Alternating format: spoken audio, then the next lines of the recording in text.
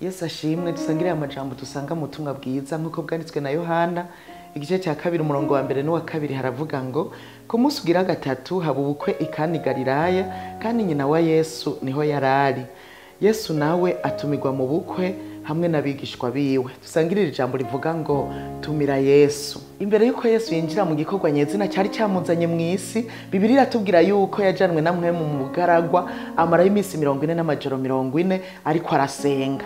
Bibiliya ikongera ikatubwira kandi yuko inyuma y'iyo misi 40 nayo majoro 40 yasubiye i Galilaya ari n'ubushobozi bwinshi, yirwa arigisha mu masinagogi hanyuma abantu bakamushima, mbere inkuru yiwe iramamara hose muri ako karere k'i Galilaya. Ni muri ico gihe nyene habaye ubukwe ikana. Hamaze kuba ubukwe ikana kubera umugenzo wabo wari uwo gutumira abantu benshi bashoboka bo muri ako karere, kubera kabara karyo kabo ko gusangira ibyo bafise byo kurya n'ibyo kunywa. Bagira imisi mikuru miremire, bisigura ngo batumira abantu benshi bashoboka bo muri ako karere. Na Yesu rero murumva ko batari kumwibagira kubera ivyiwe vyari vyamamaye, bazi ko ari muri ako karere.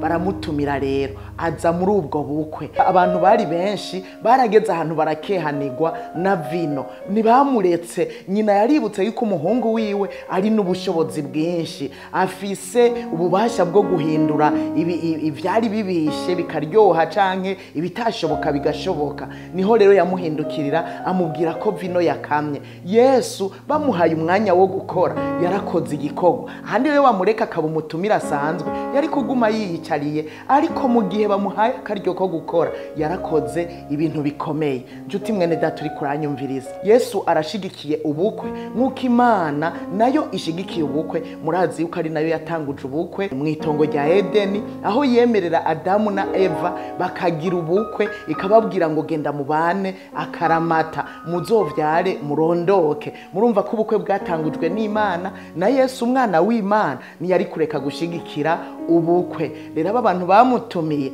baragiriwe amahigwe, arakora igitangaza, baramererwa neza. Nawe niwibagire kumutumira kubera Yesu ashigikiye ibi bikorwa vyiza byo gushigikirana, byo gufashanya. Azokwitaba mu rubanza rwawe kandi uzomererwa neza. Niwibagire gutumira Yesu.